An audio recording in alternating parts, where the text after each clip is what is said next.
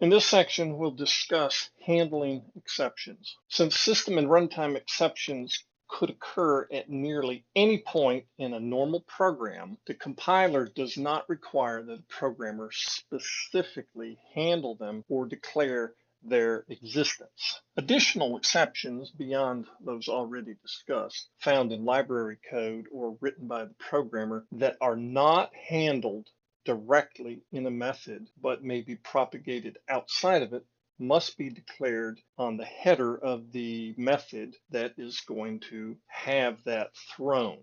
These are called checked exceptions, and the compiler requires that they be declared.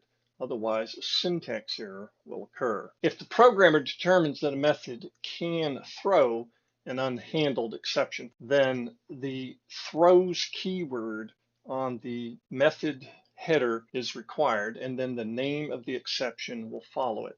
If there are multiple exceptions that could be thrown, those exceptions are separated by a comma on that header line. When code has detected some error that warrants throwing an exception, then the code should use the throw keyword. Often it is coded in such a way that it reads like throw new my exception, and it's recommended that some textual data be added to the constructor of that exception to describe the problem.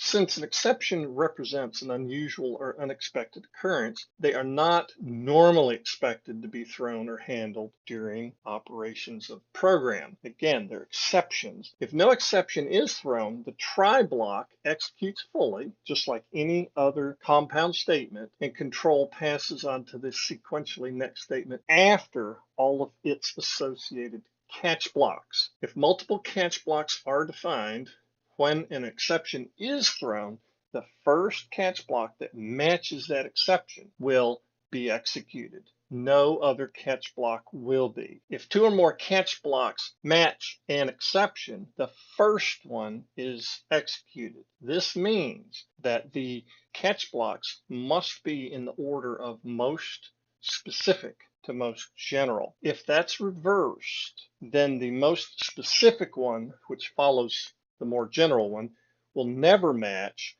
and that code cannot be reached, and the compiler will complain. Many exceptions contain textual information describing something about the nature of the problem. This textual description can be obtained by the programmer by using either the getMessage or toString methods. Usually it's good to output to a user the textual description, but not the stack trace information. The stack trace is a list, potentially very long, of methods in the order of their invocation. At the top, the most recent; at the bottom, the least recent. Usually a customer does not want to see that. When throwing an exception, it is good practice to add textual problem description information when the exception is instantiated using the new keyword.